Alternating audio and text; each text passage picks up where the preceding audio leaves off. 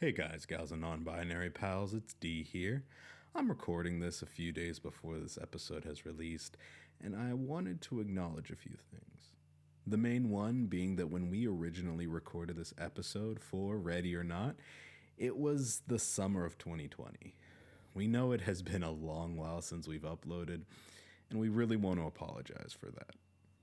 We also acknowledge in this episode as to why we were so busy at the time of recording, and since recording this episode, we had only gotten busier and really did not have the time to record and definitely did not have the time to edit, since our first few episodes had been edited out of 3 to 4 hour long recording sessions that I would personally cut down into under 2 hours.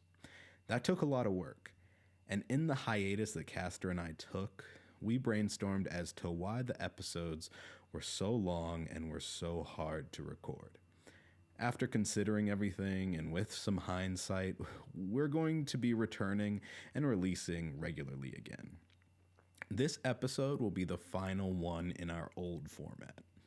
After this, we will be switching to a more succinct format that will allow us to record easier and release episodes with less stress. Those who are still listening and have been waiting for a new episode, thank you so much for your continued support. We don't plan on dropping the ball again, and we hope to come back better than ever. Thank you. Ready? 3, 2, 1, now.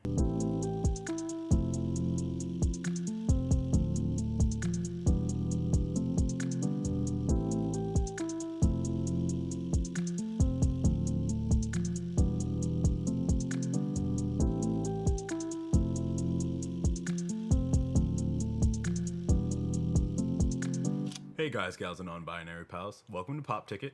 I'm D. I'm Castor. We like movies. And we love each other. So, long time no listen, I guess. If you follow our social media accounts, you would have already seen us post some updates on why we haven't been uploading episodes. But if you haven't, basically life just got in the way. D got a job that has been very time consuming as he works on average about, 11 hours a shift?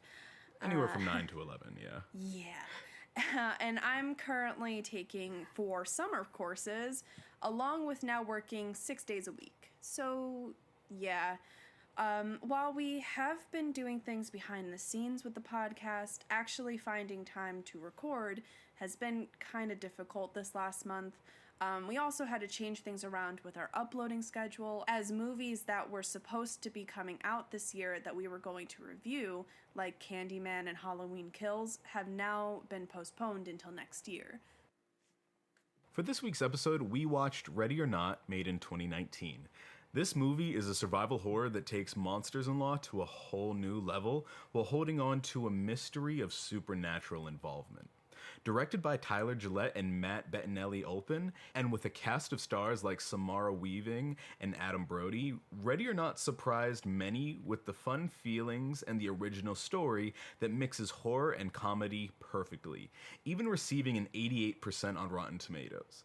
While this is in no way a great measure of how good a movie is, it is impressive because horror does not get great reviews often. This is a great movie to come out of horror in the age of similar horror originals like movies made by Jordan Peele. With that, we're just going to get right into it. So watch the movie if you haven't. This is a great one that we watched just to do, and we knew that it was going to be perfect for this podcast. So yeah, this is Ready or Not. Here we come.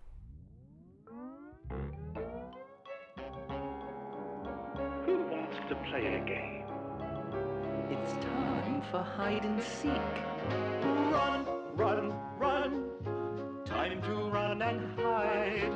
Run, run, run.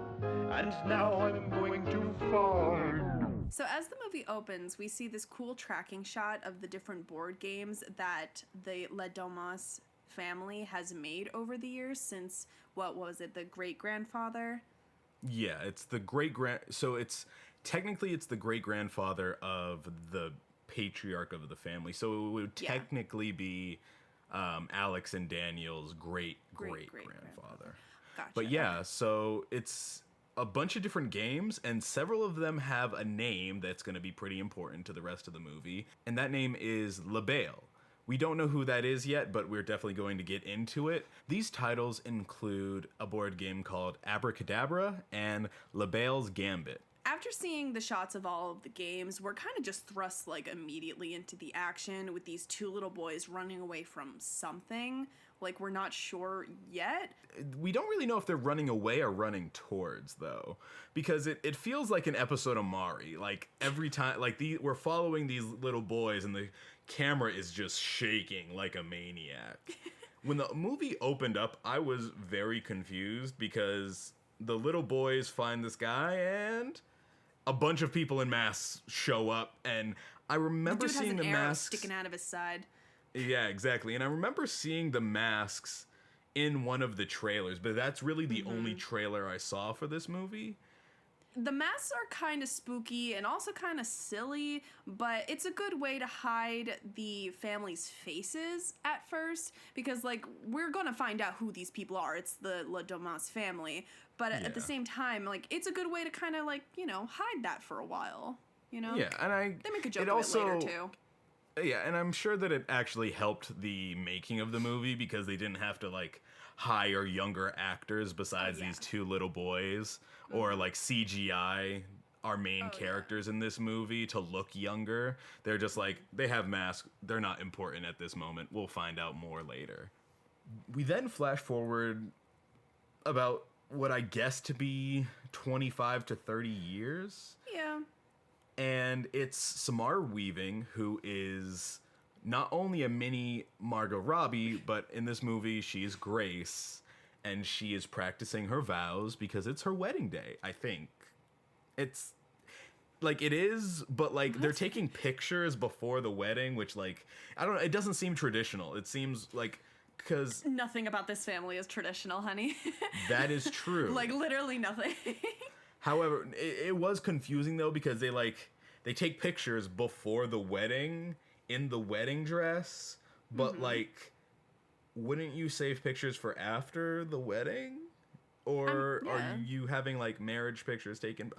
I didn't get it, but it's not really the point of this. At the same time, though, like, Alex goes in to see Grace, you know? I'm not and, even like, talking about that, though. Like, it doesn't matter if he sees her. To me, it's just, like, where are the guests, and why are they doing this before the like the wedding's happening? Don't you usually want to take pictures?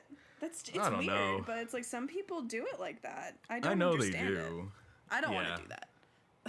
Anyway, so besides this family's non-traditional way of hosting a wedding, we see Grace practicing her vows as Alex walks in, and she's kind of in the mirror looking at these note cards, and she's definitely stumbling over them. She's super nervous, but she's also kind of giddy, it seems. Yeah, and the scene that we first see Grace is really funny. You know, she's such a badass. She's fucking hilarious. And she's honestly a really relatable character that you can't help but root for the entire movie. It's like, in a way, she almost does have, like, this childlike innocence, if you can even say that. Because it's because of how giddy she is, because of how just, like, she wants to be a part of this family. She wants this family to like her so much. So it's like... and we find out why, too, because of course. She's a foster child. Like, she grew up... I think she aged out of the system. Like, she... it's kind of unclear. It seems like she was never adopted, but she was with one foster family for a while. So, like, maybe she grew up with a foster family, but they just weren't ready to make, like, a lifelong commitment if she was, like, passed from family to family for a while. Yeah. But Samara Weaving does do a really great job of this whole movie, honestly. And this family is not very... not very forgiving of her giddiness or her childlike ways. I wouldn't even say childlike. I would just say, like, she's not traditional. You know, she smokes, she's a little vulgar, and she doesn't really care about the tradition of, like, Alex seeing her before the wedding any of those things that like I mentioned earlier. She's just kind of like rolling with it and is like, let's fucking do this, dude. So we find out that the two boys from the beginning are now the two brothers. One who's getting married, whose name is Alex, and the drunk brother who keeps flirting with me, as Grace puts it, whose name is Daniel. Yeah, Daniel's played by Adam Brody, who has actually been in quite a few horror movies, just like Samara Weaving. I would say that like one of the most famous being Jennifer's Body, which is definitely something I think we'll eventually cover. But yeah, Adam Brody and Samara Weaving are, I wouldn't say horror vets. I would say Samara Weaving is definitely one more so than Adam Brody, because she was in The Babysitter. She's been in this. She's been in quite a few horror movies, like Netflix horror type things. And so I would say this is probably her like biggest movie that I've seen her in. I don't know if it's like her biggest movie to date. She's very talented. Oh yeah, no, she is very talented. She definitely, I literally thought Margot Robbie was in this movie. Like, until we started watching it and you were like, that's not Margot Robbie. I think you told me. And I was like, Yeah. oh shit, really? All these characters, at least these three, Daniel, Alex, and Grace, seem to have pretty good chemistry, even though, like, Grace says that Alex flirts with her a little. Like, it seems like it's more friendly and joking than, like, weird, because he, like, doesn't seem to be perving on her. He's just like, he himself is a douchebag, and so it's we'll just, see why. Yeah, exactly. But He's they do probably have my favorite character, other than Grace in the movie. I would say he's definitely top tier character, but Yeah. the brother relationship between Daniel and Alex, and everybody's relationship, at least for these characters, is really good. The use of profanity is my favorite in this movie. Castor wasn't as much of a fan, but I love a good unnecessary fuck, or shit, or any other curse word. I just say them all the time. It's bad. I need to get better about that. See, the thing about the cursing in this movie is I didn't have an issue with it until it got to a point where, like, later on in the movie, some of the characters, like, some of the older Les Domas family characters will just randomly just be like, oh, cock. And I'm like, who actually says that? Like, or like dick, but like not calling somebody a dick. They're just like exclaiming dick or cock. And I'm like, who? I've never. I feel like I've never. the side characters don't know how to cuss. But, like, Grace does. Like, when Grace, like, says a bad word, I hate saying a bad word.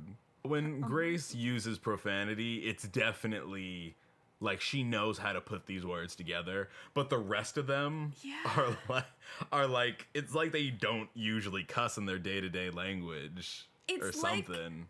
It's like these rich people are talking the way that they think that, like, lower class people would curse, you know what I mean?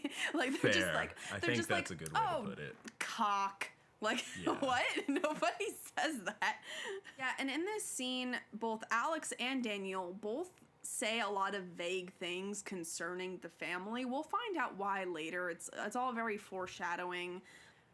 But both of the brothers are, like, screaming warning signs at her. Like, are you sure you want to go through with this wedding? Are you sure you can back out if you want to? And it's just like, whew. It gets to the point where Alex, I think I called Adam Brody's character Alex. Adam Brody is Daniel. Alex is who Grace is marrying. It's difficult because, like, Alex's character, Alex's actor looks like he's a Daniel, and Daniel's actor looks like he is an Alex, to me, at least. Because, I know, like, Adam Brody, and Adam Brody is playing Daniel. Yeah. And so I get the A and the A, and then I don't know the actor who actually plays Alex. He seems like not a very popular actor. I don't know what his... To clarify, Alex is the younger brother who is marrying Grace. Daniel is the older brother. Just, to clarify. But the point is, that foreshadowing leads to Alex actually giving Grace an out, saying, like, you don't have to marry me. If you wanted to, we could just, peace out. You know what I'm saying? Like, but Grace wants to get married, and so they do. Yes, and so Alex asks Grace, "Are you ready for this?" And she says, "Oh, fuck no." And then it immediately cuts to the title card. And I just think it just goes to show, like, how funny this movie is. Like, Yeah. it doesn't take itself, like, too seriously. And it's just, I thought it was really funny. Yeah, this is definitely one where, like, I consider it just a regular horror, but if Yeah. someone said, like, a horror comedy, you can't really argue with it. Oh, yeah. After the title card, we get an image of who this family really is because of how they talk about each other behind their backs. Because these are just super rich assholes. Like, Yep. they have to be billionaires, I feel All rich people like are something assholes, about... but okay. Oof. I'm just saying. Yeah. So the family are talking about each other as they're taking these wedding photos that we were talking about earlier before the actual ceremony, out in this giant garden in front of, like, what, a fountain or something? Yeah, it a fountain? it's Yeah. on their one of their properties, and it's just to show yeah. how rich and powerful, Yeah. pretentious they are. And we just get, like, little, like, clips of their conversations, and they're all pretty pretentious and shitty. Honestly, they all just kind of make snide comments at one another behind each other's backs, or even to their faces. And Grace is just trying to, like, keep up, you know, Oh, she's yeah. just trying to stay peppy and enjoy the day, and they're just like, "Do you think she's with the family?" Or some shit like that. Like, they're like, really, they literally think of her as a lower being yeah. of person. To them, she is. She's not one of them. That's the whole thing. It's like, do you think she'll be one of us? And honestly, we know, like, we'll understand why they think that way and why they're putting so much emphasis on it later. It's interesting, though, because all of the Le Domas family that are married in or born into the family prior to this wedding have a different characteristic of, like, a snide, snooty, rich lifestyle, because we see that Daniel is gluttonous, he's drinking a lot, you know, he kind of doesn't give a shit. His wife, Charity, is kind of someone with a superiority complex. She thinks she's better than everybody. Aunt Helene seems to be super traditional, and the rest of the characters that we'll meet are different versions of just what you picture for rich people that are assholes. During the wedding photos and wedding scene that goes on, we start to understand that Aunt Helene doesn't really have anybody by her, and she is the woman from the beginning. Because after we see Daniel and Alex find this guy who's injured, a woman in a wedding dress tries to save his life, only for him to be carried away into some room and not seen again. She was obviously, like, very upset about it in the beginning, but as we'll learn later, her opinion on that night very much changed. And yeah, and so at this moment, we don't know, like, 100% that this is the woman from the beginning. She seems very cold, very distant. She, like, at one point, she's literally just sitting in a chair, like, in the corner, just staring daggers at Grace. And yeah, she's a very, like, odd character. Yeah, she seems like she's ready to murder somebody all the time. Yes. Yeah, and so then it cuts to a scene with Grace and Daniel and Alex's mom, and you think at first that the mom is sympathetic towards Grace. She was like, "I was married into the family too. I know it can be very nerve-wracking, blah, blah, blah, blah, blah." And it's like, yeah, you think that she, like, might be nice and on Grace's side. Nope. But, yeah, no. No. And it's not that she's, like, faking it, I wouldn't say. I think it's not, I wouldn't say that she's lying. Yeah. I think that most of these people are in their own way, like, low-key sociopaths. Like, to be You have ready. to be. Yeah, to be ready and able to kill somebody the way they are, spoiler alert, in this movie, there's no way that, like, that trauma of murdering another person hasn't affected you negatively to where you kind of just fake sympathy and emotion. Yeah. And because, like, right now, sure, like she's real nice, but later, not really. Yeah. That's not to diagnose or to say that like sociopaths aren't good people. But like she definitely is. All these characters kind of seem to be two-faced and showing negative aspects that are associated with that kind of behavior. And I feel like the perfect example of that transition is Aunt Helene, because in the beginning we see her like so upset about like Right. her husband getting killed, and then when the events occur during this movie, she's stone cold, literally ready to just murder Right. whoever she has to.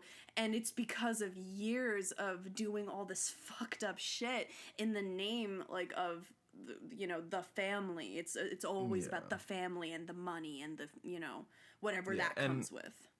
And some of the exposition that we get slowly through the wedding and them talking about the game, as they put it, is that hide and seek hasn't been pulled for a while, which is, the main concern of this family is that game, hide and seek. So the wedding scene is pretty short, honestly, compared to, just the events of the rest of the movie. But it's very informative about who the characters are as people. And it's funny because this movie isn't really about the fact that they got married or the wedding itself, even though there's a lot of emphasis on the fact that they got married. Like, it's why the rest of the movie happens. They had to get married. She had to pull, a card for a game, blah, blah, blah, blah, blah. It's the tradition. But the movie is more about the family and the game of hide and seek more so than anything else. And Grace being Well, of course. Yeah, literally, she is the main character. Like, it is about her trying to escape this fucked up situation that she married herself, or she was married into. Yeah. Yeah, and I like how this wedding scene ends where the last shot of the movie ends. It takes place right at the steps leading up into this giant mansion. And I think that just the parallels of this nice, pretty, made-up wedding compared to what we're going to see and talk about later on is really cool. After the wedding scene, it cuts to a scene where Grace and Alex are with each other. They're starting to make out. Things are getting hot and heavy. Hey. But like we can see that these two really love and care for each other, like they kind of just hold each other. They, look at each other. They're kissing each other. Grace really wants to bone, honestly, once they get back into this room. And yeah, it's just, they really do care about each other. You gotta consummate them. She was ready. She was like pushing him down. Like she was ready. So they're, about to get into it. And then Grace looks up and Aunt Helene is just in the corner, in the shadows, just watching them. Hadn't said a word. Who knows? She might have still just have watched them even if they didn't notice her. Yeah, no, she is creepy as shit this whole movie. Yes. And the way that she got in the room was through the servant corridor. That's what Alex mentions when Aunt Helene is like seen in their room and she didn't come in with them. And I just want to say that like servants corridor also definitely means slave quarters. Like this is so that the slaves could get through the house without being seen or heard by the other people of the family. Let's come to terms with it. Let's acknowledge it. These people own slaves. Honestly, though, kind of. Like, we can get into talking about, like, the, like, quote-unquote servants or maids or the butler, later on. But, like, that is kind of, like, what it is, though, because they're, like, do we know if they leave the house at all? Like, do we know if they do anything other than just I think serve this family? I guess I misspoke when I said that they had slaves. They currently have slaves. Like, it's not a past tense thing. No, the women that are in this house I don't think that they're being there. Like, they might be paid, but something tells me that, like, they're there because they want to be something more to this family. Yeah, we'll talk about that a little bit later, though. But these, like, little servants' corridors, they'll come in handy later, though, to Grace. Slave quarters. Yeah, fine. Yeah, like, they'll come in handy, though, to the main character. They do. So, I mean, like... They do. It does high-key bother me that Alex never even mentioned this game, though. Like, I don't get it. Until this moment, yeah. Like, literally, Yeah. the entire wedding happens, everything happens, and then, just then, he's just like... Oh, so yeah, at midnight, my family and I are going to, like, play this game. It's part of an initiation. It's kind of weird. An initiation to a family, dog? Yeah, An like, initiation? Like, This isn't a fraternity, bro. Like, honey, please, if your family does anything like this, let me know now, okay? Just... We like to play bocce, but... Yeah, like, the whole initiation thing is bullshit because, like, Alex knows the tradition. He knows the possibility. Oh, it hasn't been done in, a couple of decades, but that isn't how probability goes. Because if that card comes out on occasion, then the longer it happens without coming out means that the probability is probably going up. Right? If all your siblings got married and none of them had to play hide and seek, and you're the last one to get married in your family, I wonder who has to play hide and seek. Yeah. I would simply not get married if I had to potentially get my partner killed. But they do mention the whole Alex wants to get his inheritance BS, but like, even then, that just adds to why I don't like his character very much. Yeah, don't like him at all. Like, his brother, Daniel's much funnier. Grace is honestly such a dork, though, just because of how she reacts to this whole game thing. Pretty much how anyone would react, like, okay? Like, and kind of make, like, a joke about it. Even though, like, Alex seems very serious about it, she's just kind of like, okay, this is weird, but sure, why not? But Alex seems like he's about to cry. Literally, telling her. yeah. Like, he's like, we have to play a game, and it's gonna be okay. It's gonna be fun. It's gonna be fun. It's gonna be fun. And she's just like, that's kind of weird, but sure. And so but it's like, you can tell that she is like really nervous, and it's sad because of what happens afterwards. It's like Grace deserves a family, and this entire thing just turns into a big clusterfuck. Yeah, so after Alex explains that they have to play this game, he goes down and gets ready while Grace is putting her game face on. And we get a sort of silent exposition as the father, Tony, gives some exposition, as in telling Alex, like, are you willing to do what needs to be done if she pulls that card? Mm-hmm. And Grace is just kind of walking through this massive house, which this whole thing gives a little bit of exposition and also camera-wise sets up how massive this house is and where they are going to be, which is always like a very important part of a movie, that the space. That's actually one thing about movies like The Shining that creep people out so much, is because The Shining purposefully doesn't establish shots very well. Yeah. Like, the shots of the maze, like, nothing, you can't picture it in your mind how the rooms work. So the people maze will doesn't watch actually it. make any sense. Exactly. Like, Neither, like, even from the beginning of the movie, though, and in neither The Shining, does the rooms, like, yeah, so, but enough about The Shining. This house is very big, but we start to understand kind of the layout of the hallways, where the rooms are, where the slave quarters are, and, so it's a very nice lull in between, like, this happy, glittery, almost like facade that Grace has to now her discovering the truth. It's kind of a good transitional period from those two parts of this movie. So after Grace comes downstairs and, sees the rest of the family, this is also where we find out that she was brought up in the foster care system. And she has, like, this really touching moment with Alex's mom, as they just talk about how she was brought up in the foster care system and how it really means a lot to her to be a part of this family, and how she is just really hoping that they like her. And you know, Alex's mom just kind of reassures her and again says that she likes her a lot and that she's so grateful for bringing Alex back to the family. Because the thing is, Alex left the family and cut off communication with them for a long time. We'll see why.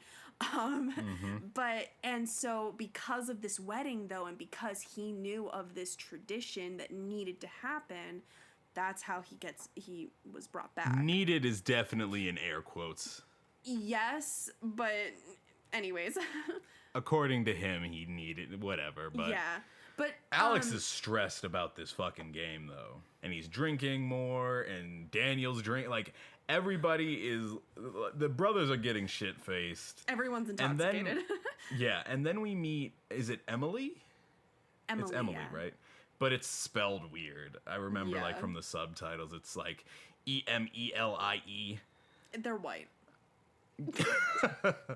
But, and she's married to Fitch. Emily is the youngest of the family, so I think there's three siblings. Yeah. It goes, Daniel, Alex, Emily. Okay. And, yeah, Emily's married to Fitch, and Emily's actually the only one that has kids. And these two are so incredibly funny. They are just like how I imagine like millennial rich people. Yeah. Like millennials that were born into like billionaire families. And Aunt Helene doesn't even like her own like niece. Like she calls her the brown-haired niece, She says, which is amazing. She says, "You continue to exist." Emily is on coke this entire movie also. Like, she is doing blow in the bathroom. Openly in the has cocaine on her nose. Like, I don't even think she has... Grace tells her about it. She kind of just like, ahem, and like wipes her nose a little bit. And she's like, oh, oops. And I don't think Emily has anything in her bag other than cocaine. Because she opens it and just like sticks a finger in. Well, she has pills and just starts too. like...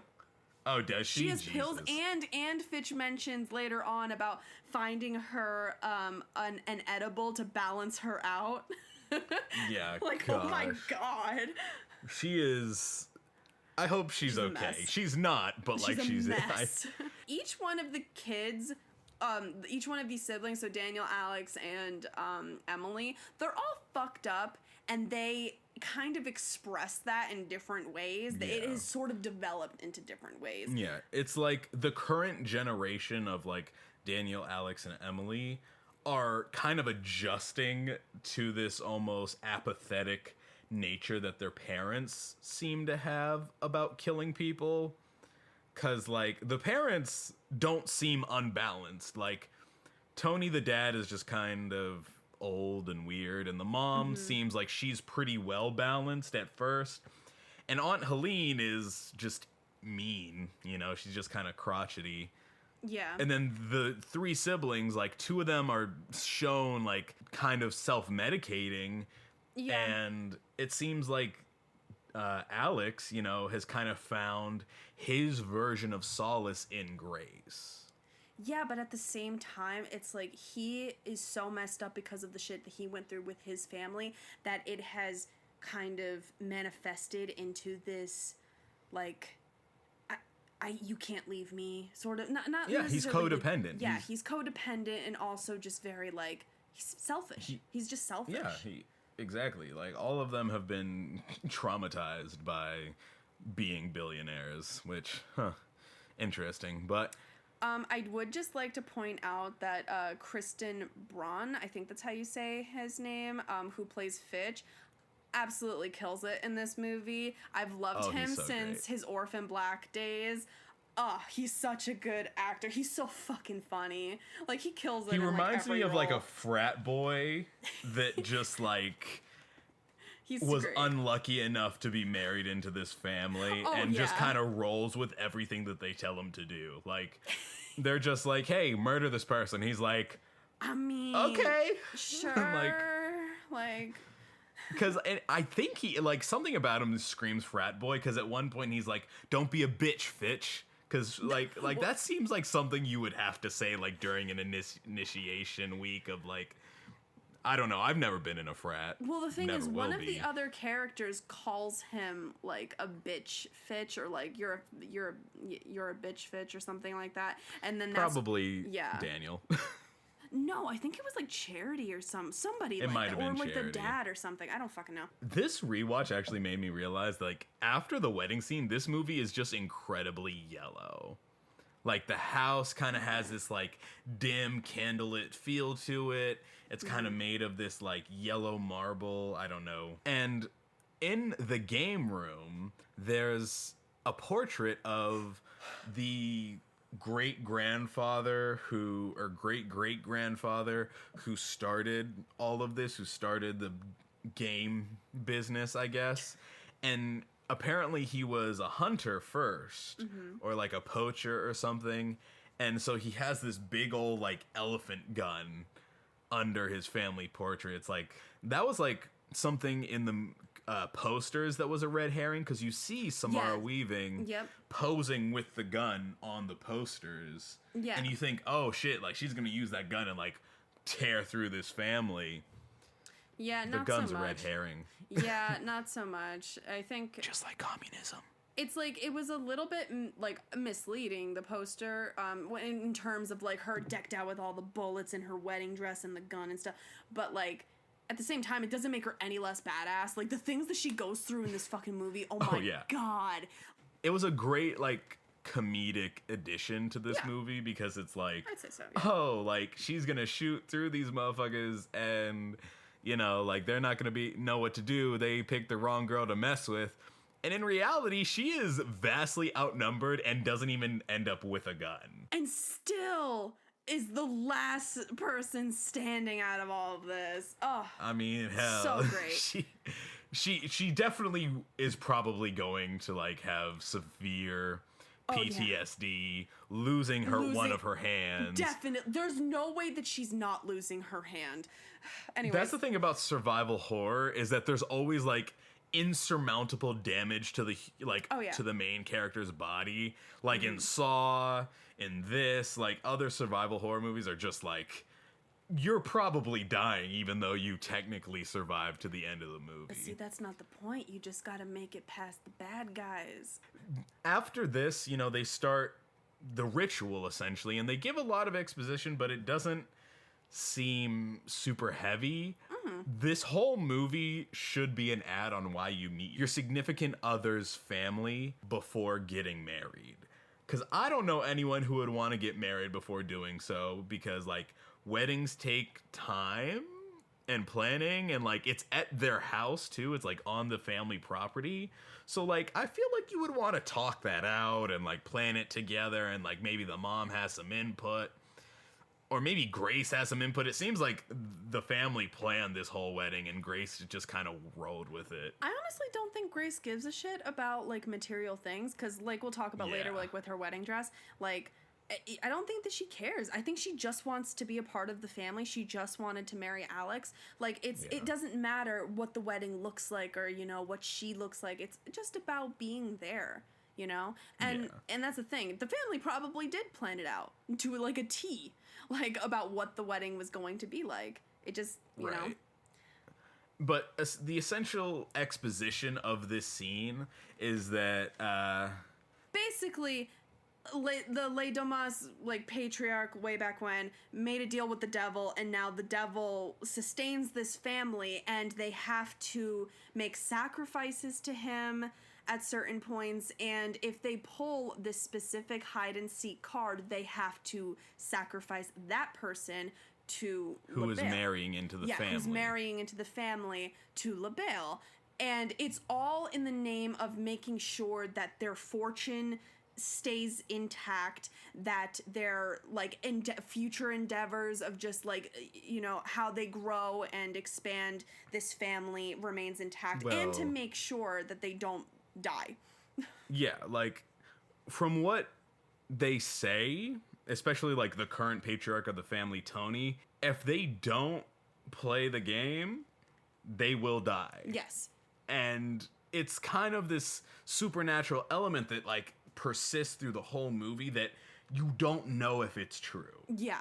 It's because very, nothing like, about this yeah. seems supernatural, and so you're Yeah. like, what is going to happen? Like, You just think this is family's fucking this- crazy. honestly, yeah, exactly. And so they are ready to play the game, and they're willing to kill people to avoid the chance of them dying or the chance of them losing everything. Yeah. Now, they explain none of this to Grace. They're just like, yeah, you just gotta play a game and we'll have fun. And It's maybe like- it's badminton or chess Yeah, or like- checkers or What did Fitch say? Old Maid. Yeah, he was just like, what the fuck is Old Maid? And like in the Yeah. middle of this like deep like fucking monologue by the patriarch. But yeah. And then it's- if you play the most innocent, well-known one, hide and seek, Yeah, right? you have to be freaking murdered. They left that part out, which, you know, kind of sucks, but whatever. Grace doesn't really know what's happening. She's just kind of like, oh, this is so weird. Like, are we actually gonna play this? And everyone's just looking at each other like, oh, Jesus Christ, we gotta kill her now. Like, it's very, like, they all kind of just let that sit with them for a second. And Alex is gonna cry, basically. Like, he's just like, it's fine. Yeah, we're gonna play. And like, it's just, everyone else knows what's up. And it's like just- nobody wants to explain. That's the thing that really bothers me, not. is that they have such an unfair advantage. Like, okay, don't tell her before so that she actually picks a card. Once she picks a card, give her a fair chance to fight. Because Yeah. they, like, go around the fact that they have to kill her. They're like, oh, well, you have to play all night. And she's like, yeah, sure. She's just And- like, well, there's no way for me to win, right? And He's like, no. well, you're well, right. no. It's like he's just like, well, you could stay hidden until dawn. That's Tony, the daddy says that. And she's just like, no, why would I want to do that? That's stupid. But it's like And he's that like, that yeah, in you're and of right. itself is extremely foreshadowing because Oh, the of thing course. is, the whole LaBelle like sacrifice thing, it has to take place before dawn, basically. Yeah, because it's like, well, They have because to play the game it's- at midnight, and they have to make it before dawn. They have to pull the card at midnight, Yes. and then from there, they have until dawn, which is anywhere from like 6 to like 8 hours, I would say. The dad starts to explain to Grace that they don't use the security cameras in their giant-ass mansion because they want to play the game the way great-grandfather did. I mean, Yeah. Civil War had some like not super advanced, but like they had guns, so. I mean, well, yeah, I mean, and we see them use pistols and, like, we'll get into the Yeah. weapons in, like, a couple minutes, but they start playing this really funny, like, hide-and-seek song, but they play this over the family just very grimly, I guess, gathering weapons, and they also play it over Grace trying to find a hiding spot. As Grace hides and the song plays, the family is just very casually arming themselves. Like, they don't seem to have any phasing by the fact that they now have to kill her. Like, The only the one who mom looks and really upset is Alex. yeah, but also Daniel. Daniel seems like I mean, he gets his weapon, but he's like, he doesn't seem like he's ready to kill anybody. He's just like Nobody's happy nursing about his this. drink. I Charity, would not. I wouldn't say anybody's happy, but like Charity, They're Fitch, ready. Emily, Aunt Helene, and Tony all are like, yeah, like there's no hesitation here. Like we I are going to wouldn't say kill her. Fitch, though. Fitch's main issue, remember, is like, how the fuck do I use a crossbow? That's what he You know, like, literally he- says as soon as he was handed his weapon. Yeah, Exactly, and it's like, dude, it's it's a crossbow. You pull the trigger and it shoots the arrow, and They're a little bit What? more advanced than that, sweetie. But I mean, yeah, if you're gonna get into the mechanics of it, but it's loaded for him. Like he just has to point and shoot.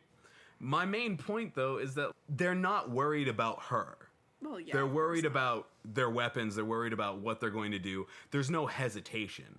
The mom has some hesitation. Daniel doesn't really seem to care. And Alex is like, oh shit, they're gonna kill my wife. They're gonna kill my wife. They're gonna kill my wife. You know? So Grace eventually finds a hiding spot in a dumbwaiter, and she kind of just piles her dress in there and kind of squeezes in there. And the thing is, she still doesn't understand what's happening. Like, obviously, how could she imagine, like, her wildest fucking imagination that this was what's going to happen, that she is being hunted now. And she just thinks it's a weird game crazy that they're playing. She's just kind of sitting there like, what did you do on your wedding night? Kind of talking to herself. It's her last moment of She's still safety. naive. Yeah, and... I wouldn't even say because I don't think she's naive. That's the reason she survives. Well, no, definitely. It's her last moment of, like, trust in these people. Yeah, like, I guess. Yeah. I guess it's more that she's so hoping that this family will accept her and that she'll finally have a family, that she's willing to maybe put red flags into, like, the back of her mind just so that she can have that finally. Yeah, I would say the best way to put it is that this is her last moment of hope. Yes. Like, she feels like, okay, like, the night's going well. I'm not going to get murdered. And now she's like... Because, yeah, you would think but that you're wait, not going to get there's murdered more. on your wedding night, you know? Like, you would hope. Grace hiding and the family setting off to find her, Alex instantly is like, I'm going to save her. Like, he goes into the servant... hallways, and the camera shake from when they were kids at the beginning of the movie is back. It's kind of showing this anxiety of like, I need to get somewhere and I need to try and find a way to fix this. And it shows the conflict of this character pretty well. And the dumbwaiter, I will admit, was a good spot. I don't think these people have used that I bet that they would literally not know that that's a dumbwaiter. Probably not, because it's for the servants. Like, it's for the... Yeah, you know, like, it's for their help, you know, to, like... The help, as they like to... Exactly. Literally, that's how they refer to the maids and the butler, like, throughout the movie. It's just, would the help work? Like, yeah. Anyway, but it's a good spot. I mean, personally, I wouldn't fit. I'd fit too But- well. Grace only stays in the dumbwaiter for a few minutes. Like, I don't think it was even like a full 5 minutes, and then she leaves and is pretty much like ready to like let them find her. One of the maids, servants, nannies, sex workers, who knows what they actually are there for. It sounds like probably a little bit of all of the above. Finds her as she gets out. When Grace gets out of the dumbwaiter, though, her dress gets a little torn, which is just a sneak peek of what's going to happen to her dress throughout the movie. And also, I know she's focused on, like, this little game, and I know, considering she grew up in the foster care system, like, maybe she doesn't have a lot of attachment to material things, like we mentioned before a little bit. But honestly, if it was my wedding dress, and it tore literally the same day of my wedding... I'd kind of cry, hecky. You would be hyperventilating crying, honey. I would be pretty upset, like, not gonna lie. Yeah, no, you would. Yeah. However, going back to the maids, or the help, as the Ledamas family likes to call them, they all wear the exact same outfit. All of the girls wear a tight, short black dress with their hair pulled back into a tight, low ponytail or a bun. I think one of them wears a bun. And it's just, it's very weird. Like, they all dress like this. And are they wearing heels? I think they're wearing heels, too. I think they are. I think they're wearing, like, pantyhose and heels. Yeah. It's very and strange. they're young, too. They're, like, maybe they mid-20s at the oldest. At the oldest. They all look like they I would even guess, probably like 18. Yeah. While Grace is still sneaking around trying not to get caught, Alex ends up finding her and grabs her and pulls her into, I think it's the room that they were going to be staying in. Oh, maybe. It looks like. But he grabs her and he pulls her in and he covers her mouth. And this maid or nanny who's looking for one of Emily and Fitch's kids, you know, walks into the room and I think is about to find them and gets shot in the face by Emily. Fully murked in that moment. And maybe if she wasn't doing all the drugs, she would have been able to think a little bit clearer. But at this moment, Grace has to, like, come to terms with how much danger she's in. Yeah. Which she takes it very well. I mean, she takes it well, but, like, well enough, like, for a person in her position to take it, you know what I mean? Like, Right. She is obviously panicked. She immediately, like, covers her mouth. She starts, like, hyperventilating, but she stays fucking quiet as the entire family, like, comes in and, like, starts talking about the maid and shit. And Alex beside her is just kind of looking at her like, sorry. I'm sorry. Like, basically. Yeah, Grace is quick to call Alex on his bullshit. Like, why the fuck didn't you tell me, dude? Like, well, they talk about, so, like, after, like, the family, like, leaves the room as they, like, literally drag her dead body out of there, Alex kind of, like, pulls her into, like, the servants' quarters, and they start, like, running. And, like, when they finally, like, catch a second to, like, breathe, Grace is like, what the fuck is going on? Like, literally, she says, like, what the fuck a bunch of times, and he basically briefly explains, like, what we, the audience, already know, and she's just like, what? Like, why didn't you tell me, basically? And Alex says, well, you wanted to get married. Like, it's her fault that she's in this situation, and I'm glad that she calls him out, too, because she literally says that. She's like, so this is my fucking fault?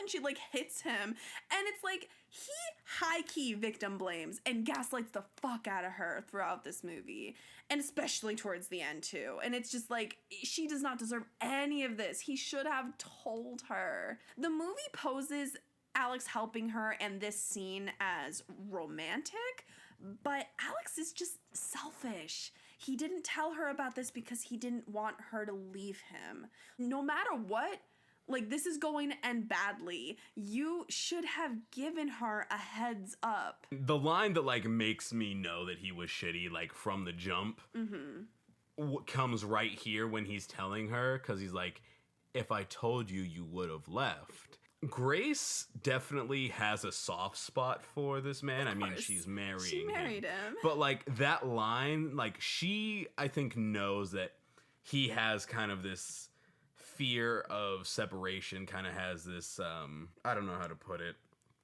Has issues with abandonment, maybe, is the best way to say it. And I think she has a similar issue, being that, like, she was never adopted and she had issues being a foster child. Yeah.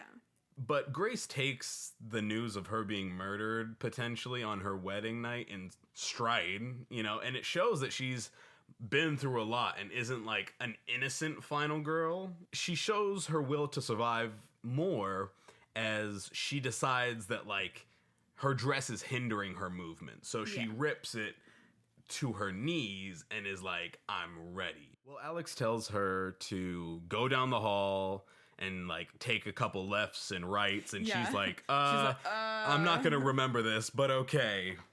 And while this is happening, we see that Fitch is, like, shitting and trying to watch a crossbow video, and it definitely helps to, like, kind of split exposition and, like, panic with some comedy and kind of, like, sprinkle some characteristics throughout the movie. Those small scenes kind of work well. Yeah. We learn a little bit about Daniel and Charity's relationship when the family comes to find Grace, because we learn that Daniel told Charity, unlike Alex, and it seems like it was, in a way, trying to get her to feel the same shame that he does. Because he tells her and she's fine with it. Killing, sacrificing, all of it. Alex doesn't tell Grace and doesn't give her a chance to make that choice, but Charity does it in stride. And I think that kind of put a strain on their relationship from the jump, because he wants someone to feel the same way he does. And we also kind of learn that Charity has a similar upbringing in some way to Grace. Like, she hints that, you know where I come from, to Daniel. It's almost implied. It seems like she had a worse childhood than Grace. It's almost implied that something pretty traumatic actually happened to her. Or not even, like, traumatic, but that she went through something, like, so horrible because she's like, you know where I came from. I will never go back. She feels very passionately about never returning to where she was before. She's willing to be a serial killer to keep this life. Yes. To an extreme that, like, I wasn't even expecting. Yes. Emily is the family baby, and she keeps killing people. As they're, like, trying to find out where Grace is, and they, like, call these women the help, Emily accidentally shoots another maid in the throat. Like, goes across the room, through her throat, out the back of her head. And it doesn't even kill the maid, so Aunt Helene just takes her axe to her. Mm-hmm. And they argue about the tradition, and they argue about how to find Grace, because apparently they think that Grace is like some sort of survivalist or something. Like she's Bear Grylls in this motherfucker. And it's starting to like show that the family resentment is their biggest weakness, and that they are going to kind of break tradition and use the house cameras to find Grace. I gotta be honest right now, I understand what they were trying to do with Aunt Helene's character. Like, we talked about it before, about how, like, you know, just the trauma of losing her husband and how that manifested into her being, like, super cold, and now she's just willing to do whatever it takes for the family. I understand what they're doing with her, but honestly, her character just annoys the shit out of me. Like, she doesn't... That's the one character that seems written. Yes. I don't want to say it's, like, the actress's fault, because it's, like, I think that she did a good job as just being, like, pulling off, like, this just, like, weird, fucking creepy-ass aunt. But at the same time, it's, like, her dialogue, too, it just seems off to me. Yeah. Cutting away from the family and their drama, honestly, Grace, trying to get away, she catches an image of herself in the mirror and realizes that she looks super fucking wild. She looks at herself and she is kind of like, okay, I mean, she knows that she looks badass and a little crazy. Grace, who now has the Le Domas family gun that was probably used to kill, like, elephants or something, hides from the butler and tries to stealth her way around him like it's The Last of Us or something. But she realizes she needs to kind of face him, and she's willing to try and kill him at that point if he doesn't move out the way, because she does ask him to move. And he's like, no. And she pulls the trigger, but it doesn't work. The gun is I think the gun would work, but I think that the bullets they said are replicas. Yeah, no, he said they're blanks or whatever. Yeah, the gun is just a prop, basically. It can't be used. Yeah, but honestly, she doesn't need a big gun to make her a badass. She just is. Yeah, and the butler's annoying. He's in this movie way too much. But he gets his ass whooped because, like, she's like, oh, well, the gun doesn't shoot. Guess I'm gonna use the teapot full of water. Boiling hot Steaming water, yeah. And she wrecks that shit over his head. And it works. Like, she really puts her hands on him. So, you know, props to her. Also, the butler has this really, like, annoying trait about him where he's just, like, super into this classical music. And he's like humming classical music to himself as he's making this fucking tea. And that was just one thing that I was like, huh. Something tells me that their butler is richer than I ever want to be, honestly. But that's the whole thing. That's the whole commentary on, quote-unquote, the help. They are helping this family do all this fucked up shit because, in a way, like, it's like Parasite. The help are, in a way, like, they're feeding off of the family's wealth. They are there and they're supporting this family because without the family, then they don't have anything. They lose their jobs. They lose their access to all of this. They're willing to kill and hurt others, even if it's accidentally in the case of Parasite, to, you know, keep their way of life. Yes, exactly. Anyway, Alex tries to open the doors and destroy the cameras. And as he's, getting it done, he's like smashing it with a fire hydrant. Alex's dad, Tony, comes in and tries to like put hands on Alex and like stop him. And Alex for a second kind of loses control and like overpowers his dad. And like is choking him. And it's almost like, is he going to kill him? And I kind of wanted him to. I wanted him to maybe not kill him, but like have to get taken off by his brother. But the thing is, though, is that like Alex wasn't going to kill him. That's the whole thing, is because at the last second, Daniel convinced him not to. But the thing is, he wasn't going to do it in the first place. He wouldn't want to kill his dad because he's loyal to his family still. Yep. Alex hates what's happening to Grace, but at the same time, he's not willing to do whatever it takes to save her. And this is just this is like one of the first instances that we see him choose his family over Grace. Because the thing is, if he, like, gotta be honest, if he really truly loved her and wanted to make sure that, like, no matter what, she makes it out of this, he would have killed his father. He would have been willing to do whatever it took. I mean, I don't think he could have believed and, like, not killed her. Like, it doesn't work that way. But, like, if he says that, like, he wants to save her more than anything else, you're gonna have to fuck up some of your family members. Oh, yeah, exactly. And, like, the fact that he doesn't, it doesn't show that he doesn't love her. It shows that he loves his family. And himself. More. And himself. But it also shows that he is unsure. He's more scared of having nobody than potentially killing his wife. Yeah. The next scene is actually one of my favorite because Grace decides, well, the dumbwaiter was a good place to hide because no one found me when I was there.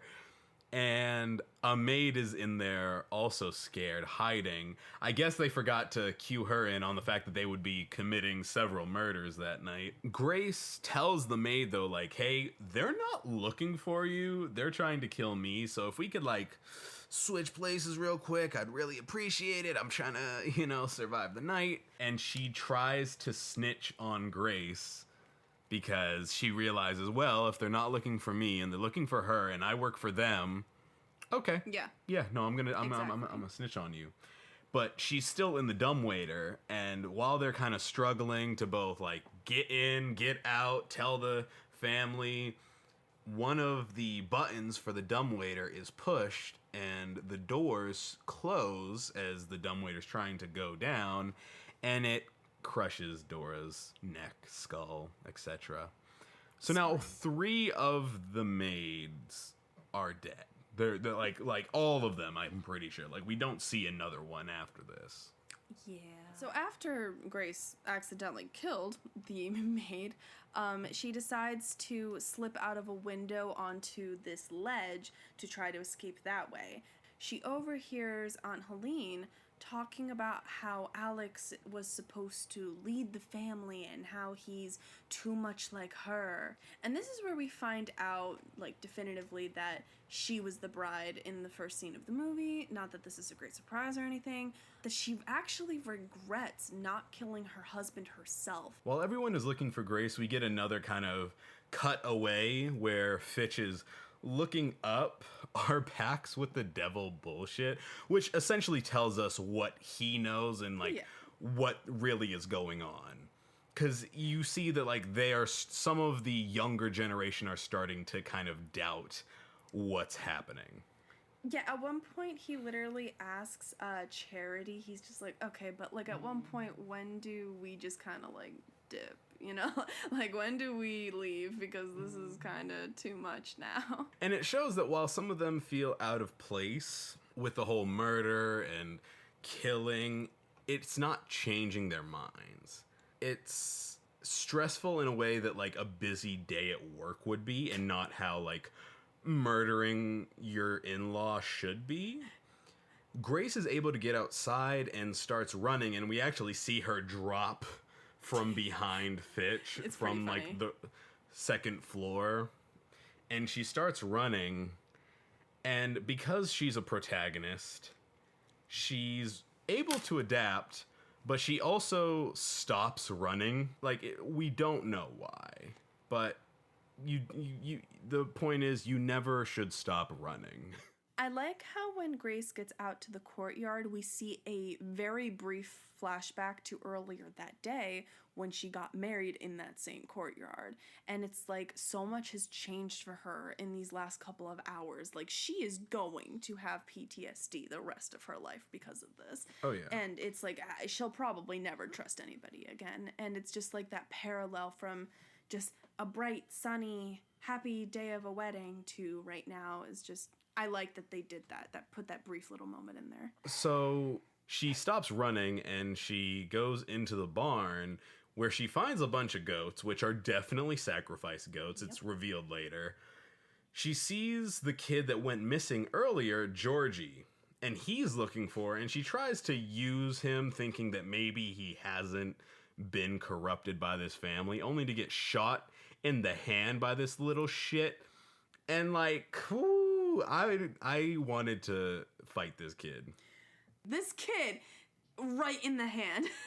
Like, I mean, I feel like he was definitely aiming for like probably her body. But like, he could have just missed altogether. The fact that straight through her hand, a giant fucking hole, and she just screams and then decks this kid. It's, oh my god, it's great.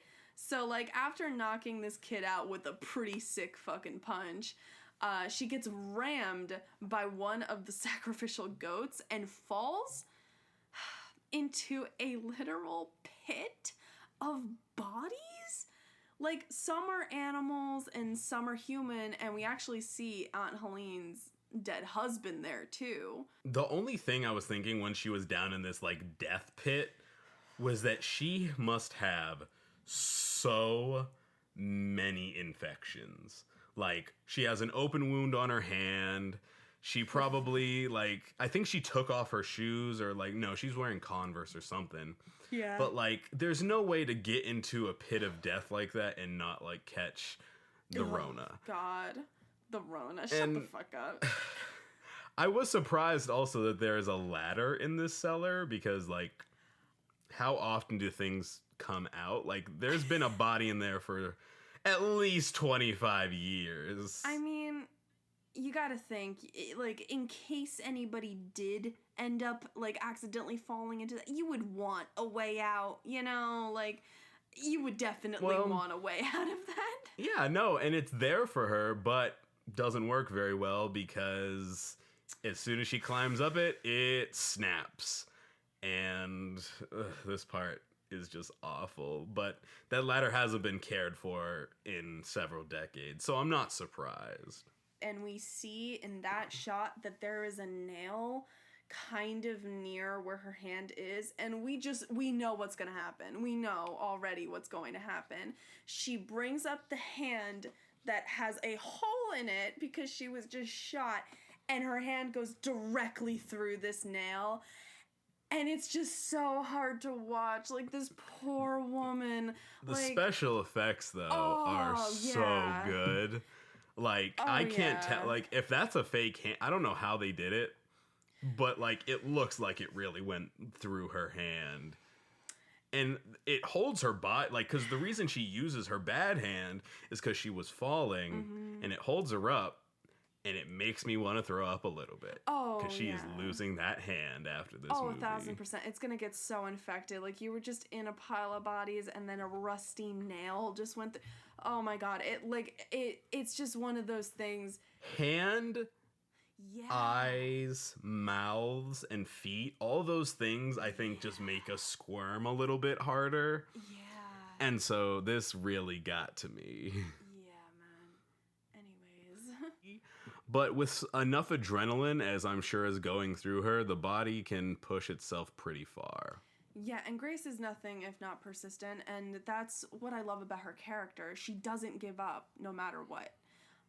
So after she just kind of crawls her way out of that fucking barn, after going through all that, she is kind of running across the yard, and Daniel's wife, she sees Grace running along the lawn, and she's just like, yeah, I got you now. And she has a crossbow too, right?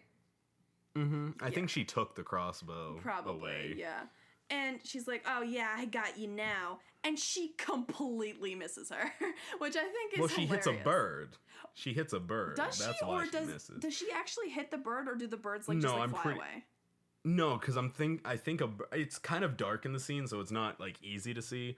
But no, I'm pretty sure a bird like flies across and gets like nicked with the arrow. I think Grace sees that Charity tries to shoot her. Probably. And like just keeps going. Charity snitches on Grace, who's trying to get away, and she reaches kind of the edge of the property, it seems, and decides to try and crawl through the fence.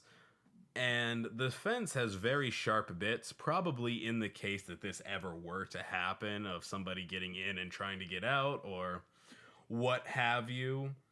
But it starts tearing her up. But Grace tries waving down a car with her back torn up. And they like drive around her and like cuss her out for being in the road. You hopefully think that like maybe they didn't see that she's bruised, bloody, cut, in a wedding dress. And that didn't set off any alarms. I mean, I'll be honest, honey, if we are ever driving in any part of the country and I see a woman with a wedding dress on who's broken and bloody, I'm not stopping. Like, I will call the, authorities, call an ambulance, and like maybe get a good distance. But I'm not stopping, because either it's a ghost. It's a ghost. Or a demon. Like La Llorona or something. Like, I don't know. Or it's a bunch of white people trying to kill each other. Either way, I want none of that smoke. I would immediately and we're call driving the away. police. Like immediately. Yeah, as, no, like, we drove, exactly. I would immediately call the police and be like, dude, there's somebody in the middle of the road. We're not stopping because we're not stupid. Like it's still a cab, but like this is maybe a situation where the police are useful. She starts cussing these people out because, I mean, on either side of it, I don't know how I would react, but I think the cussing is definitely close to the top of the list. And I feel it in my soul, honestly.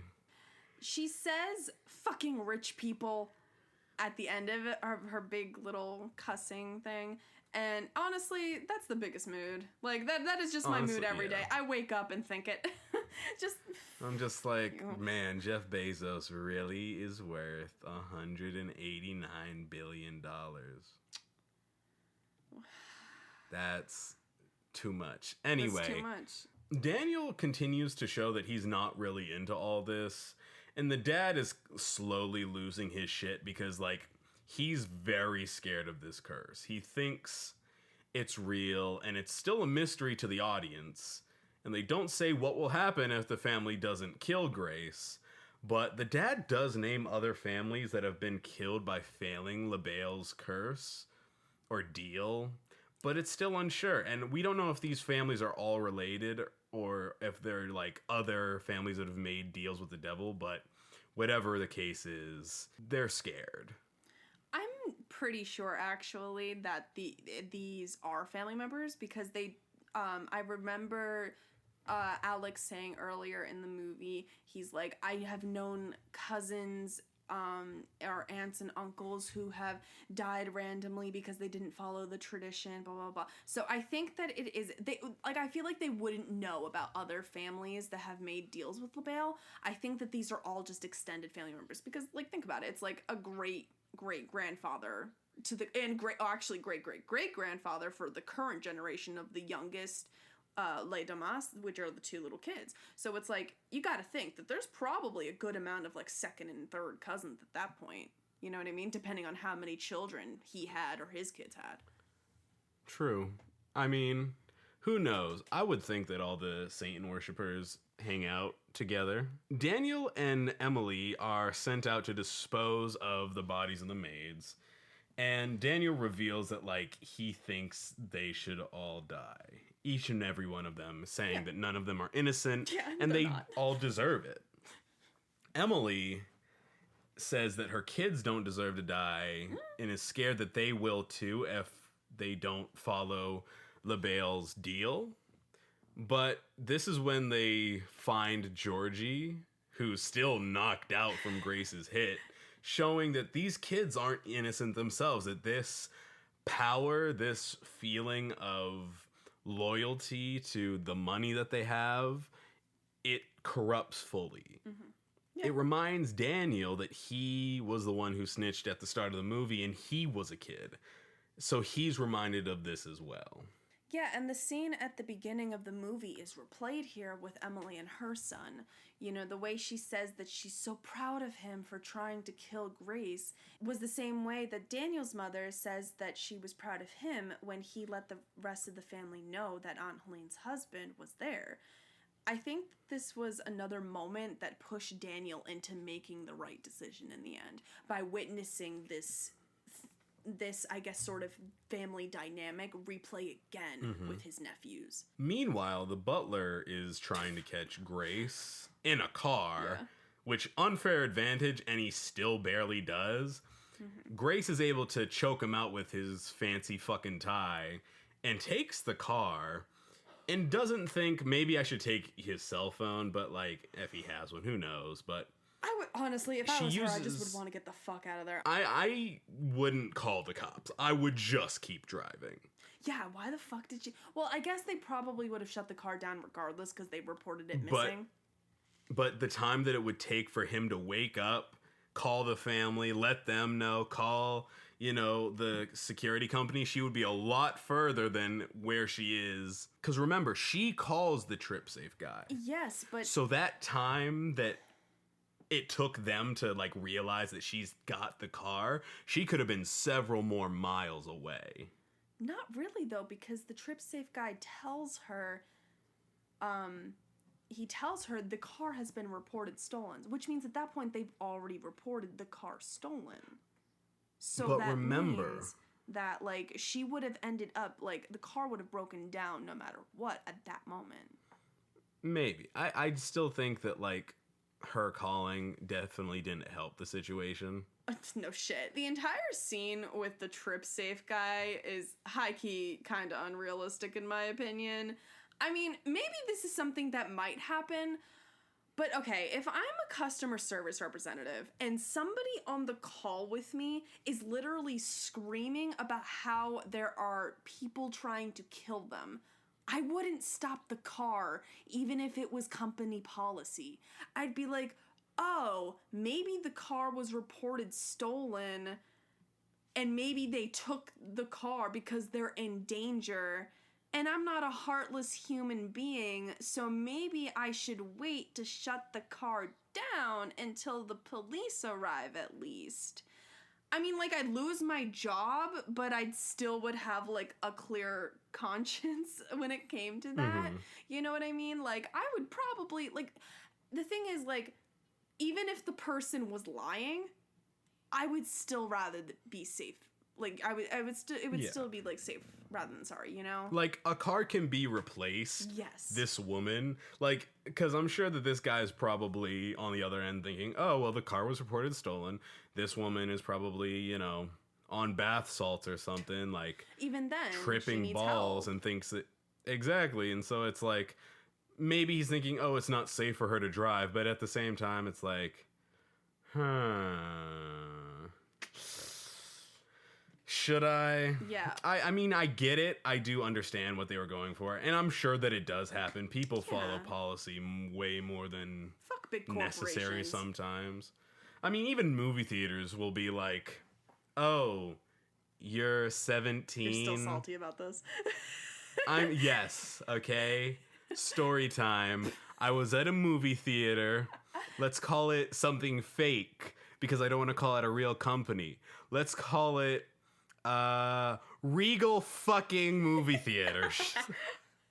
And I was trying to buy... I wasn't even trying. I had bought 2 movie tickets for my brother and I on his birthday to an R-rated movie. Yes, don't judge me. My brother looks like he's of age, and I was 19. I was an adult at the time. This was a year ago, like, pretty much exactly. To the day, like, yeah.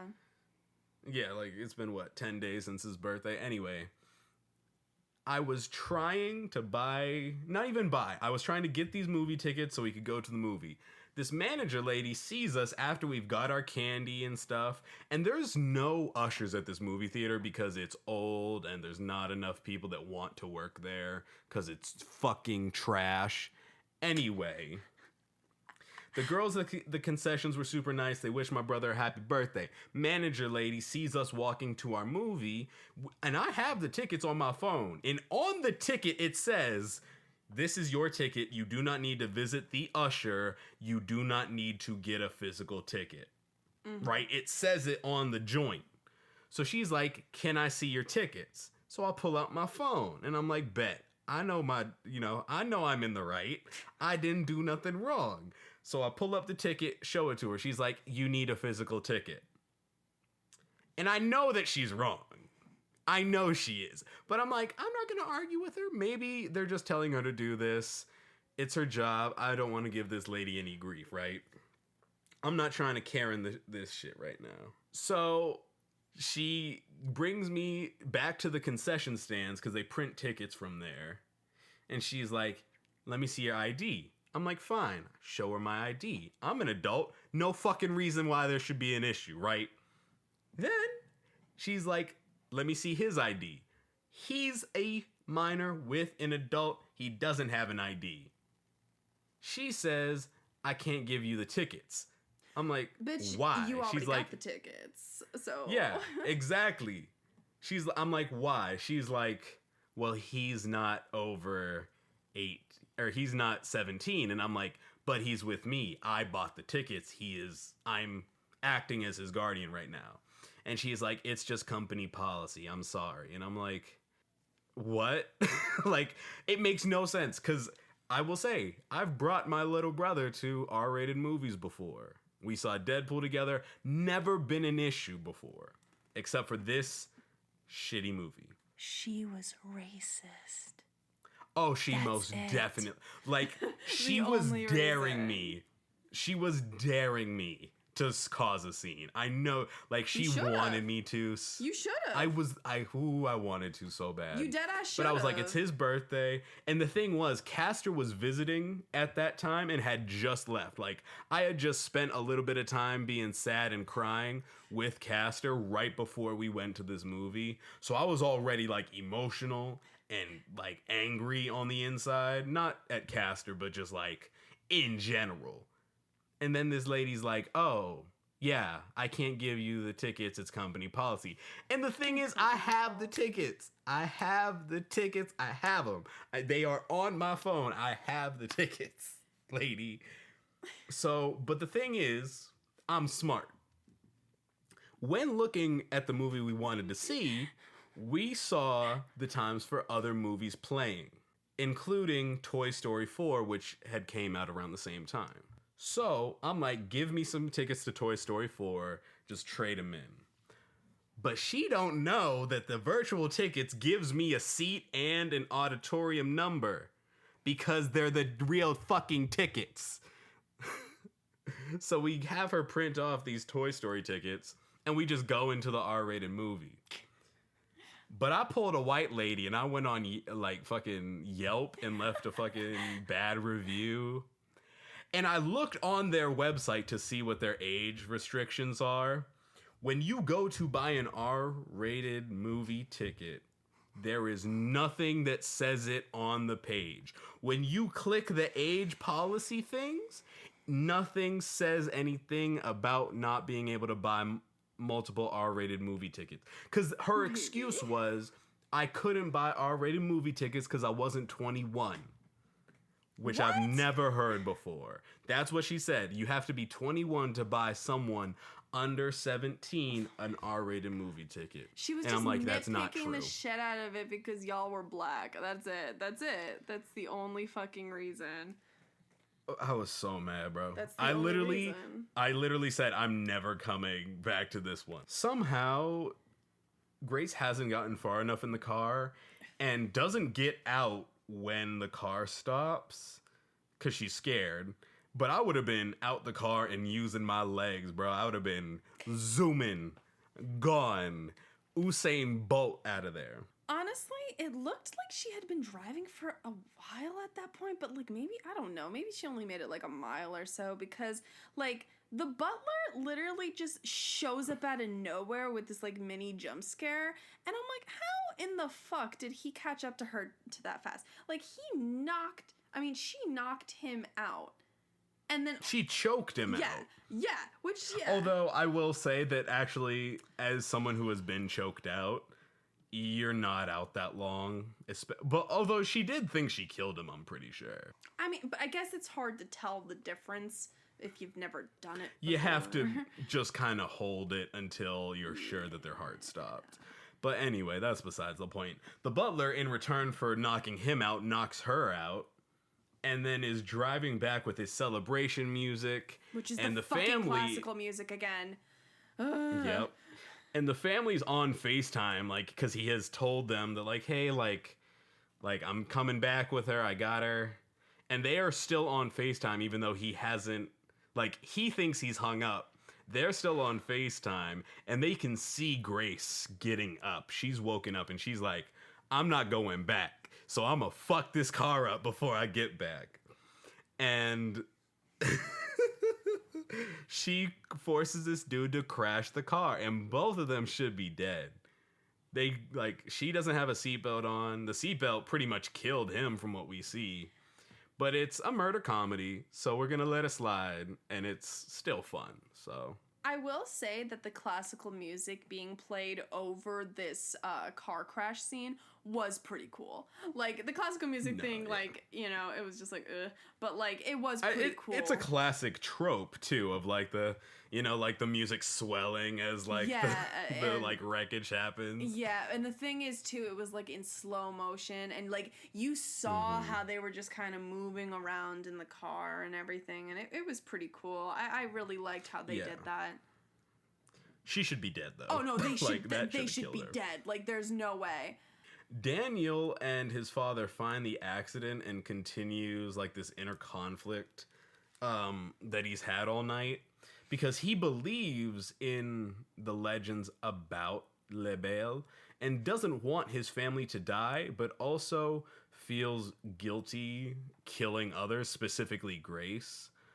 But he knocks her the fuck out, and he decides to, you know, carry her back. And in doing so, he makes his decision to side with the family.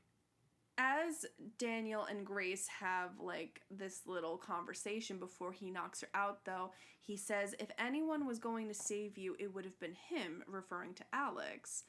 And this is foreshadowing, but not in the way that you would think, actually, because, you know, we'll get into it. After this, we get a moment with Alex and his mother, who has, through the movie, seemed to like Grace and wants her son to be a part of the family.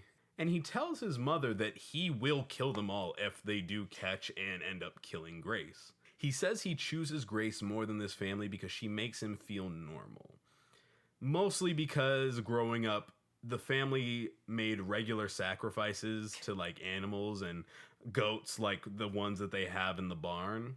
The mom doesn't believe it, though, and says that she thinks if Daniel did not fear Le Bel and didn't want to come back, then he wouldn't have. And he wouldn't have allowed Grace to pull a card, and he would have just let it happen. He would have went through all of it without any fear. She says if you believed that, you wouldn't have let her draw a card at all. And honestly, here we go. Like, exactly. If he told her what was happening, she probably would not have pushed to get married, but they still would have been together. You know what I mean? Like, maybe. I mean, who knows? But, like, if you truly believe that she loves you and you love her, you would have warned her about this, even if it meant that you might lose her. Yeah, or lose your family's inheritance or whatever, bro. Like, the money isn't worth it if you really love her like that. Like, the potential that she just gets murdered the night you get married. Like, come on. And he wasn't even ready to deal with that fact either. Like, if she did draw the card, he was just praying that she didn't, so he didn't have to deal with it. Exactly. He was avoiding his own reality. We learn, though, that his mother is ultimately right. I personally think it's not because his mother knows him better because she's his mother. I don't think that has anything to do with it, even though she says she knows him better than anyone. I think it's because of Alex's lack of honesty. Alex never tells Grace, which means he had to lie about the shit that his family is involved in all the time. This lie becomes a part of his life since childhood, and it traumatizes him, and he lies about it to himself, to the person he loves, and by doing so, he'll never be honest with Grace about who he is. This is where he grew up. He grew up in this fucked up situation, and by lying to her, she can't know him. And the only version of Alex that she knows is picked and chosen. It's not real. It's a manipulated portion of him that he's forced her to believe, thinking that she knows him, and that's why it's fuck Alex. His mom does have a point here about knowing him better than Grace, though, because ultimately he does choose his family over Grace. Like, he was selfish to think that she would be okay with this in the end. And so, yeah, it's like, in a way, his mom was right about that. And this is, again, like, also the scene where we get confirmation that they had to perform rituals with animals to sustain LaBelle all these years, which, again, wasn't that big of a surprise with all the fucking goats in the barn and everything, but, yeah. Yeah,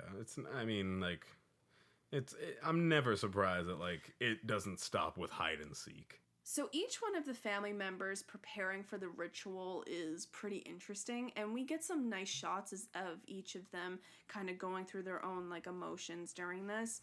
And we see Fitch slapping himself in the face and saying, "Don't be a bitch, Fitch," and it's honestly pretty fucking great. As they're sacrificing Grace, or at least attempting to, they start all coughing because they've been passing around this, like, sacrificial wine, which definitely seems pretty Catholic, but, like, it's for Satan.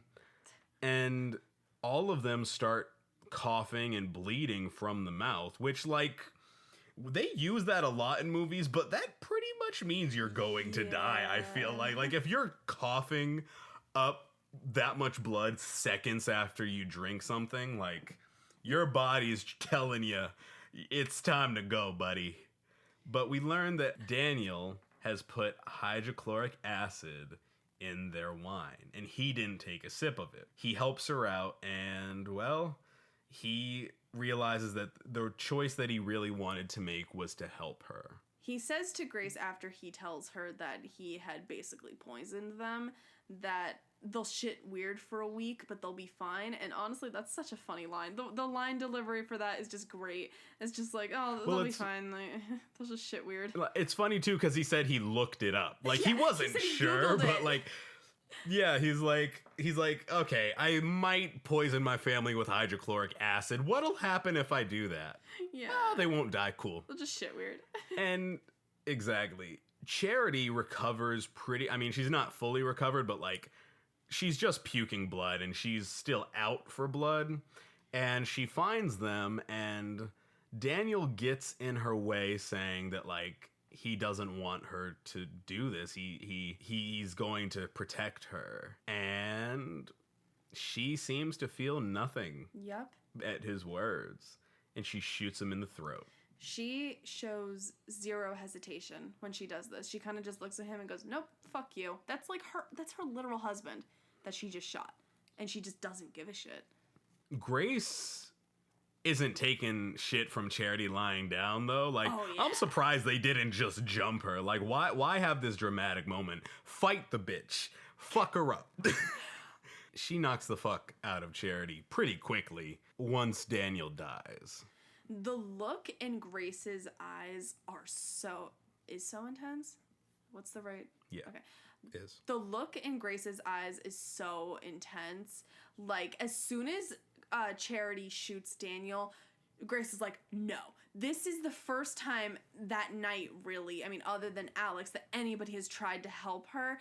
And she really does feel for Daniel. And so she's just like, fuck you. And she goes over and just fucking... rocks Charity shit. She's like, I'm not doing this no more. I'm not going to be nice about it. I'm not going to try and spare this family's feelings. Yeah. Even though they're trying to kill me. The father is the next one to try and stop Grace as like they're all trying to recover from swallowing acid. And he says some pretty classist shit about Grace, saying that like, how dare she even try to like get away? How dare she think that, you know, she's good enough to live if it means they don't? And pretty quickly gets his shit rocked too. I think with a lamp. Like, she takes a lamp and beats his face in. Like, doesn't kill him, but, like, fucks him up. It's one of those, like, old-fashioned lamps that that's what started the fire. Yeah, exactly. So she beats him and just kind of leaves it there while he's, like, concussed. Yeah.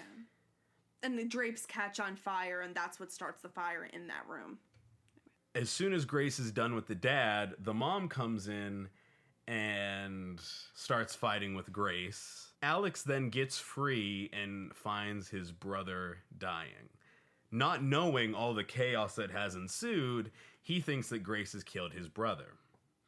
The mother, fighting Grace, tells Grace will not, like, destroy her family, and Grace has definitely turned a little animalistic and essentially just says, fuck your family, and starts beating her face in with the game box that the cards come out of. Yeah, and she brutally just beats her face in and obviously just kills her.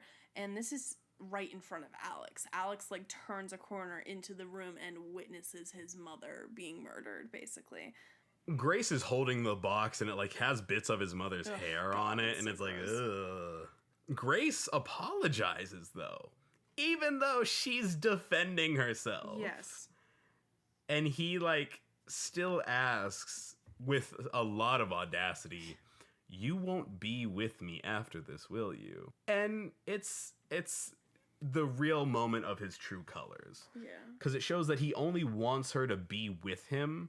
Being without him is not an option. Mm-hmm. He grabs her and he calls the rest of his family and makes the decision his older brother made earlier in the movie.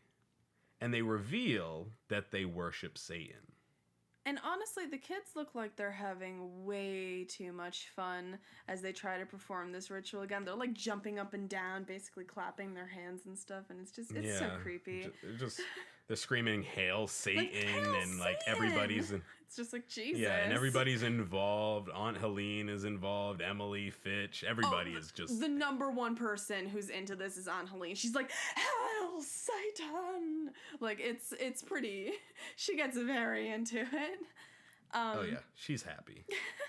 But because Grace is a total badass, at the last second she turns and instead of getting stabbed in the heart, presumably that they were aiming for, she gets stabbed in the shoulder and lets out this like guttural animal like screech as she pulls the dagger out, gets up and like holds her ground against the rest of the family. Yeah, she uses the distraction of, like, her getting stabbed in the shoulder to get free and, like, punch her way out of their hands. Because, like, originally she was going to be strapped down, but it seems like they were just rushing now to kill her. Yeah, because they're like, it's almost dawn. Mm-hmm. And when she gets away this time, she rips the curtain open to reveal that the sun is up and it's past dawn. It's too late. And most of the family is like, shit, like it's over, and they give up. And Grace is in the corner like ready to fight them all off. You know, she's pretty much all animal brain at this point. Like she is just trying to survive. Yes. And they're all just like, wonder what's gonna happen now. They all like gasp and like turn away from the window like they're vampires or something. And it's totally silent, like when nothing happens for a moment. They're all just kind of standing around and it's just like, oh, nothing's happening. I'm like, yeah, y'all feel stupid now, huh? Went through all this shit. For what? The family, they pause and expect this thing to be instant. And the awkwardness of this pause is so amazing. They seem surprised and think that it's bullshit. And they think that they're going to survive and have tortured Grace for nothing. Yep. This is like the moment that they almost have to come to terms with their own humanity and ask each other what they're going to do with her. And Grace is still ready. Like, she still has the dagger. Her one arm and hand are just, like, ripped up. And Aunt Helene's like, you know what? We're killing her. And picks her axe up. And as soon as she goes for Grace, boom. Psych! Nah, everything was true. The entire deal, everything. Somehow, the needle falls onto the record player. As the hide-and-seek song plays again, though, Fish explodes, then Charity, and then Emily and their children run out of the room, and as soon as they're off, like, out of frame of the camera, they explode, because, you know, watching little kids die is a little taboo. Yeah. It's still fuck Georgie, though. Like, the kids are confirmed dead because it's like 3 separate little explosions. And at this point, Grace starts maniacally laughing. And it's so good because it's like, you just see her witnessing all of them exploding. And she's just like, like, holy shit. Wow. And what I love is that these explosion effects are practical. Yep, You can actually look up on YouTube, like, how they did it. Tony, the dad, tries demanding his life from LaBelle, and as soon as he is even getting a few words out, he blows up too. Alex and Grace are the last ones left, and Grace is just cackling at this point. And Alex looks like he has never been more scared. And he tries to beg Grace to take him back. And says he doesn't want to die, and he's like, sweetie, sweetheart, honey, I'm so sorry, I don't want to die, I'm so sorry, sweetie. And it's just like, Jesus Christ, dude, you're such a piece of shit. Oh my God. I didn't mean it, shut up. Grace tells him in that moment she didn't want to die either, and like the way she's delivering these lines, like her voice is practically gone, she's like out of breath. He claims to be different than the rest of his family and that he gets a do-over if, like, she forgives him. And it starts counting down, as it did in the beginning of the movie, from 5, like, signaling that... Yeah, no, that's what I meant. The hide-and-seek song starts counting down from 5 as it did in the beginning, and Grace says she wants a divorce and throws the ring that Alex gave her at him, and it hits him as the song gets to 1, and as soon as it touches him, boom, he's gone. Yeah, and I love how Alex only explodes after she throws the wedding ring at him. It's just, I feel like that's like LaBelle was kind of just like, let's wait until that moment to yeah. Well, I think, like, it's supposed to show that he's watching. Like, he's at the head of the table. Yeah, because, and then right after that happens, Grace looks over and sees Mr. LaBelle flash in his chair. And her only reaction is, fuck. Like, damn, that was crazy. Satan is real. That's, whoa. Yeah. I wonder if, like, she gets the riches and, like, the deal's broken now. Like, maybe LaBelle's hey, maybe. That's some respect, bro. Honestly, that's some respect. You survived, dog. You know what? Shit, you can take the riches. I won't even bother you anymore. Dead ass. He's just like, bitch, you deserved it. Like, so after she sees LaBelle, she walks outside, and the ending, I feel like, is super satisfying. It ends with just a close-up of Grace with her wedding dress torn to shreds as she's covered in blood, hole in her hand, covered in, like, decomposing body sludge. smoking a cigarette in front of the area where she had gotten married only a day before. And it's just, that shot is just great as the house is burning down behind her. And the cops arrive because obviously the house is on fire, and the cops had been called like probably maybe like an hour and a half earlier if we're going to put it into perspective, or maybe even a little bit, maybe 45 minutes. I feel like they were probably called because of the car being stolen. That's what I meant. Yeah, so that's like in perspective, probably like maybe 45 minutes before. I would say like 30. Maybe even then, yeah. Well, we don't know how far they were driven to. But true, but like this house seems like pretty far out the way. True. But yeah, so the cops and the firemen show up after this, and they kind of just like ask her if she's okay. And the last line of the movie is, because they ask her, Jesus, what happened to you? And she just goes, in-laws. And then the movie cuts to black. And honestly, I just really hope that she doesn't get arrested after this, because it's like, how the fuck are you going to explain any of this? Like, I mean, I feel like that fire is not going to go out like normal fires. So there will be no evidence that like she killed them. Yeah. Especially because their blood is probably burnt away. And technically, she should actually get all the family money, because think about it. If they're all dead and they're married, she's the last Ladomas. I mean, like, maybe. Think about it, though, honey. These kind of families, they have prenups. So it's like, this is a day after her or maybe, oh, wait, shit. Does that mean, like, every single, like, all, like, the extended family members that we were just talking about blew up, too? They must have.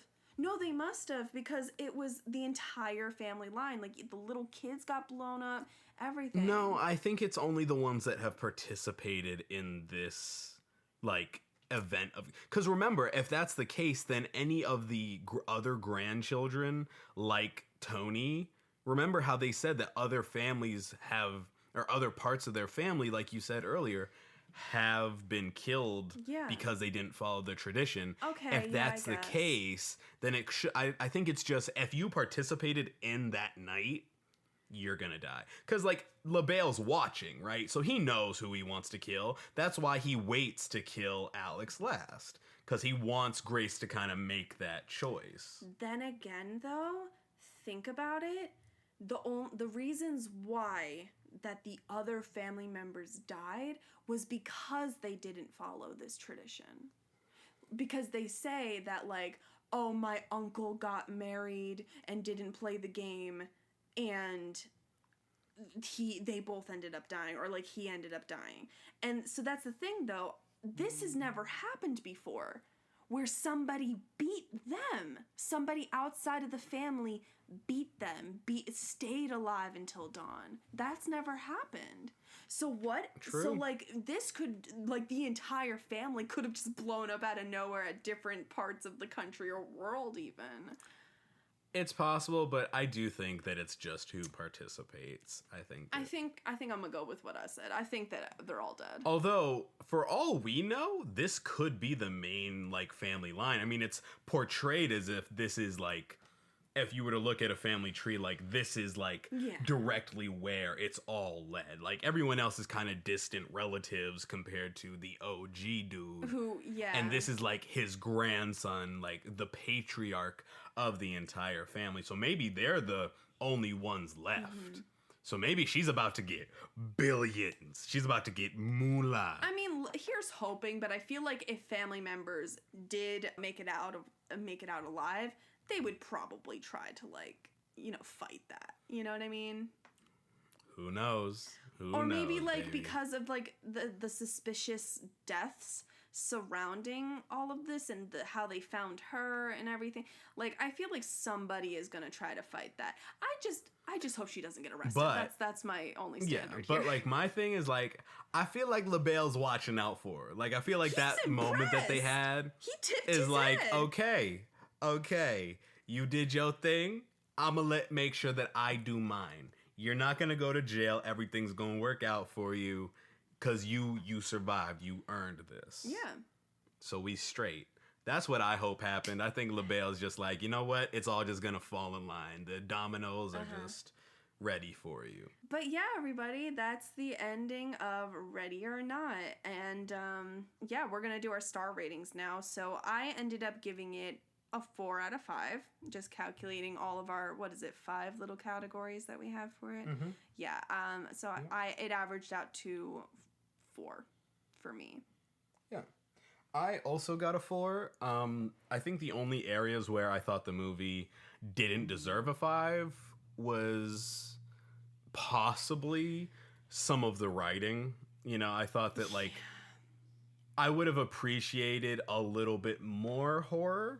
I loved the movie, but, like, they definitely lightened the mood a little too often for me. Like, I wanted to feel those moments of, like, oh shit, she's scared. You know what I'm saying? Yeah.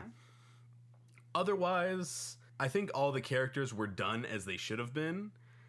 The writers had an image and the actors portrayed that image super well.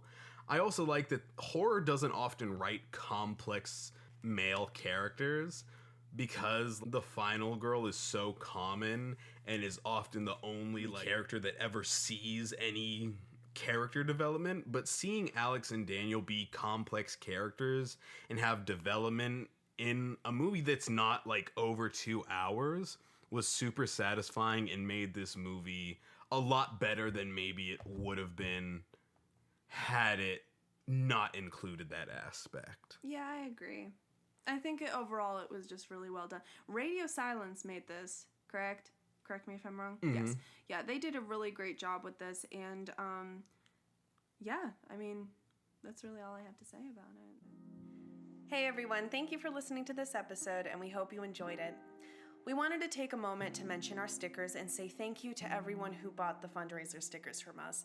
We raised $100 that was donated to the LGBTQ Freedom Fund, the Trans Justice Funding Project, and the Trans Women of Color Collective. We link the websites of these organizations in the description of this episode. Dee and I appreciate the support so much. We still have stickers for sale, and until this order is gone, all proceeds are going to be donated. A special thanks to our parents, Fantasy, Madison, Kai, Jaden, Cassie, Evie, Kylie, Tyler, and our logo creator, Wayne. If you want to interact with us and stay updated on all things PopTicket, visit our website, popticketpod.com, and go to the Contact Us page to see all our social media. If you would like to help support PopTicket, you can donate to us by going to our website and clicking Donate to find our Patreon, or you're able to donate from our homepage on our host website on Anchor. If you enjoy listening, another way to help PopTicket is to leave us good reviews and follow us on whatever platform you use. Whether it's Spotify, Apple Podcasts, you can even subscribe to us and like the videos on YouTube. We appreciate any and all support. Thank you so much for listening. Music created by Mark E. Beats. You can find him on SoundCloud or on Instagram at Mark_Daniels3. Our art logo was created by @Lil_drawsart on Twitter. PopTicket was created by Castor and Brose and is edited by Brose.